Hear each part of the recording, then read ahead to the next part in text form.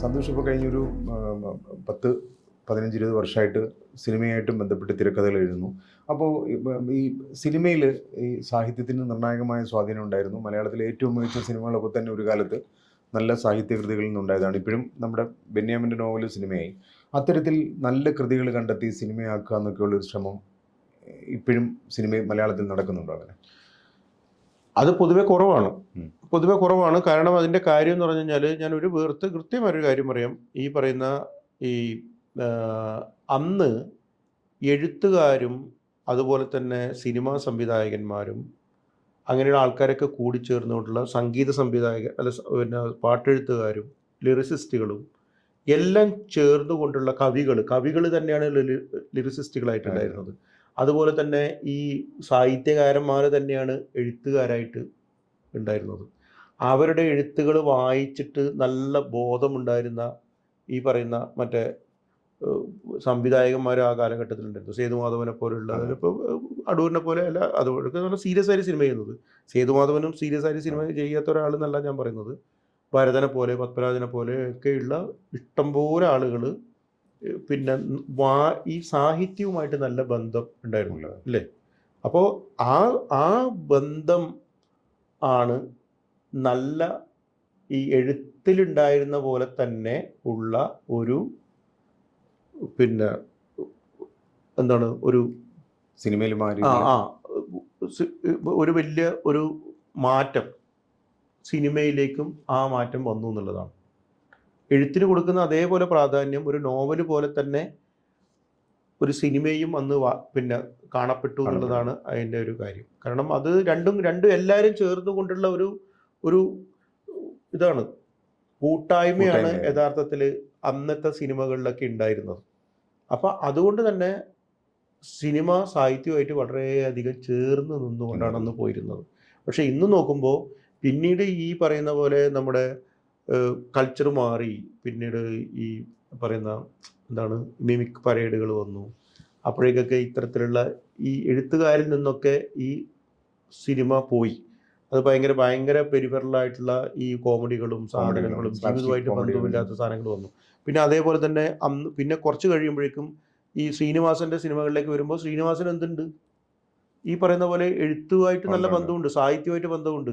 ഈ പറയുന്ന പോലെ സത്യേട്ടനും സാഹിത്യമായിട്ട് ബന്ധമുണ്ട്. അതുകൊണ്ട് അവർക്കിടയിൽ എന്തുണ്ടായി, കമേഴ്ഷ്യലാണെങ്കിൽ തന്നെയും ജീവിതമായിട്ട് കുറച്ചും കൂടി ആഴത്തിലുള്ള ബന്ധങ്ങളുള്ള ഒരു സിനിമകൾ ഉണ്ടാകുന്നുണ്ട്. ഇവര് രണ്ടുപേരുടെ സിനിമകൾ, സത്യേട്ടൻ്റെ പിന്നെ ശ്രീനേട്ടൻ്റെ സിനിമ എടുത്തു കഴിഞ്ഞ് കഴിഞ്ഞാൽ നമുക്ക് കാണാൻ വേണ്ടി പറ്റുന്ന കേരളം ഒരു 80-ന് ശേഷം കേരളത്തിന്റെ മാറ്റം എന്താണ്, ഗൾഫിലേക്കുള്ള പോക്ക്, ഗൾഫിലേക്കുള്ള തിരിച്ചുവരവ്, പ്രവാസ ജീവിതം, അതിന്റെ തിരിച്ചുവരവ് കൃത്യമായിട്ട് അടയാളപ്പെടുത്തുന്നില്ലേ?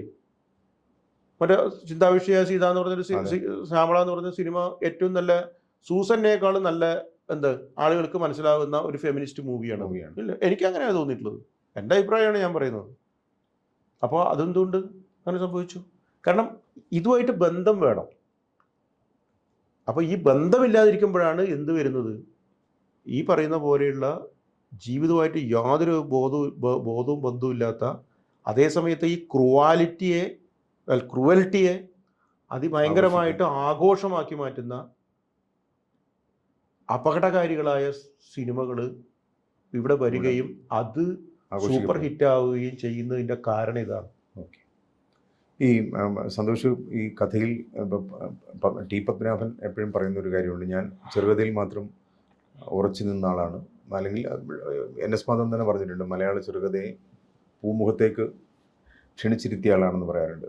അപ്പോൾ അങ്ങനെ ഭാവിയിൽ പറയാൻ വേണ്ടിയാണോ സന്തോഷ് കഥകൾ മാത്രം എഴുതുകയും നോവൽ എഴുതാതിരിക്കും? മലയാള ചെറുകഥയെ പൂമുഖത്തേക്ക് എടുത്തിയ ആളാണ് ടി പത്മനാഭൻ എന്നുള്ള ഒരു അഭിപ്രായം എനിക്കില്ല. അല്ലാതെ NS മാധവൻ പറഞ്ഞോട്ടെ, പക്ഷെ എനിക്ക് അങ്ങനത്തെ അഭിപ്രായമൊന്നുമില്ല.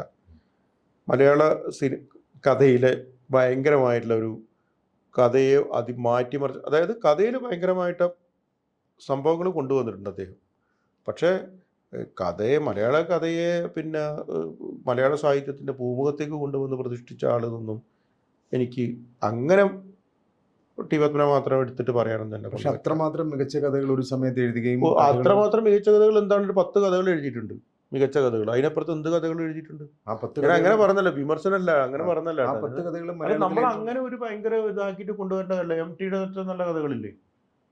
ആ സമയത്ത് എഴുതിയ പൊൻകുന്ന് വർക്കിന് എന്താ പറയാത്തേ? അല്ല, അതിന് തൊട്ട് മുമ്പുള്ള തലമുറയാണ്. അപ്പോൾ ആ സമയത്ത് ഇഷ്ടംപോലെ ആൾക്കാർ പിന്നെ കഥകളെ കൊണ്ടുവന്നിട്ടുണ്ട്. ഇല്ല എന്ന് പറയാൻ വേണ്ടി പറ്റില്ല. എം സുകുമാരൻ, അതെ, എം സുകുമാരൻ ഏകദേശം സമകാലികനല്ലേ? നമ്മൾ ഇരുന്ന് സംസാരിക്കുന്ന ഇതിന് തൊട്ടടുത്ത് ഒരു 100 മീറ്ററിനപ്പുറത്താണ് എം സുകുമാരൻ. സുകുമാരന്റെ കഥകൾ എന്തുമാത്രം ഗംഭീരമായ കഥകളാണ്, മലയാളത്തിലെ ഏറ്റവും മികച്ച കഥകളാണ്. സംശയമില്ല, ഒരു സംശയമില്ല ആ കാര്യത്തിൽ.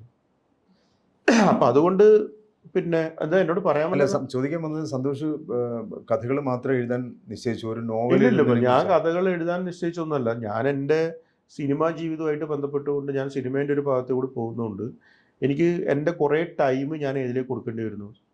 അതായത് ഒരു സിനിമ എഴുതുക എന്നാൽ ഒരു നോവൽ എഴുതുന്ന പോലെ തന്നെയാണ്. അങ്ങനെ നോക്കുമ്പോൾ ഞാൻ കുറേ നോവൽ എഴുതിയ സമയങ്ങൾ സിനിമയ്ക്ക് വേണ്ടി ഞാൻ ചെലവഴിച്ചിട്ടുണ്ട്. അപ്പോൾ ആ സിനിമയായിട്ട് ബന്ധപ്പെട്ടുകൊണ്ട് എൻ്റെ ബ്രെഡ് ഇതിൽ നിന്നാണ് എനിക്ക് വരുന്നത്, സിനിമയിൽ നിന്നാണ് വരുന്നത്. അപ്പോൾ അതുകൊണ്ട് ഞാൻ ആ ബ്രെഡിൻ്റെ പിറകെ പോകുന്നു എന്ന് മാത്രമേ ഉള്ളൂ. പക്ഷേ ഞാൻ വളരെ രഹസ്യമായിട്ട് അറിഞ്ഞൊരു കാര്യം, സന്തോഷ് ഒരു നോവൽ എഴുതിക്കൊണ്ടിരിക്കുന്നു എന്ന് ഞാനിങ്ങനെ സന്തോഷ് പറഞ്ഞല്ല, ഞാൻ മനസ്സിലാക്കി. അതേക്കുറിച്ച് ഇപ്പോൾ പറയാൻ പറ്റുമോ ഈ ഇൻ്റർവ്യൂവിൻ്റെ? അല്ല, ഞാൻ നോവൽ എഴുതുന്നുണ്ട്. അത് ഞാൻ ഇതിനു മുമ്പും പറഞ്ഞിട്ടുണ്ട്. നോവലൊന്നും വന്നിട്ടില്ലെന്നില്ല. പക്ഷേ ഇപ്രാവശ്യം എന്തായാലും എനിക്ക് ആ നോവൽ എഴുതി പൂർത്തിയാക്കണം. അപ്പോൾ ഇനി ടൈമില്ല. കാരണം വെച്ച് കഴിഞ്ഞാൽ നമ്മളെന്ന് വെച്ചാൽ ഒരു നോവലൊക്കെ നമുക്ക് എഴുതുക എന്ന് പറയുന്നത് ഒരു മാനസികമായ ഭയങ്കരമായ ഊർജ്ജം വേണം. അപ്പോൾ നമ്മൾക്ക് പ്രായമായിക്കൊണ്ടിരിക്കുകയാണ്. ആ പ്രായമാവുന്നതിൻ്റെ ഇടയിൽ നമുക്ക് ഒരു നോവൽ എഴുതാനുള്ള ഒരു ശക്തി വേണ്ടേ? ബൂസ്റ്റ് തന്നിട്ട് നോവൽ എഴുതാൻ പറ്റില്ല. അപ്പോൾ അതുകൊണ്ട് നമ്മൾ എത്രയും വേഗം ഒരു നോവൽ എഴുതണം. അപ്പോൾ ആ നോവൽ എഴുതാൻ വേണ്ടിയിട്ട് ഞാനിപ്പോൾ ഏകദേശം ഒരു 5-6 ചെറിയ നോവലായിരിക്കും അത് വലിയ നോവലൊന്നുമില്ല. പിന്നെ പുതിയ നോവൽ വരുമ്പോൾ സന്തോഷ് ചേച്ചിക്കാരൻ്റെ കയ്യിൽ നിന്ന് പലതും എക്സ്പെക്റ്റ് ചെയ്യുന്നു എന്നൊക്കെ പല ആൾക്കാർ പറഞ്ഞു. അത് വെറുതെ പറഞ്ഞോട്ട്. ചിലപ്പോൾ ഈ നോവൽ ഒരു അട്ടർ ഫെയിലിയർ ആയിരിക്കാം. പക്ഷെ അത് എനിക്ക് എഴുതാതിരിക്കാൻ പറ്റില്ല. ഞാൻ പരാജയമാണോ വിജയമാണോ എന്നുള്ളത് ഞാൻ എഴുതിയാലല്ലേ പറയാൻ വേണ്ടി പറ്റൂ. അപ്പോൾ അങ്ങനെയുള്ള ഒരു ജീവൻ മരണ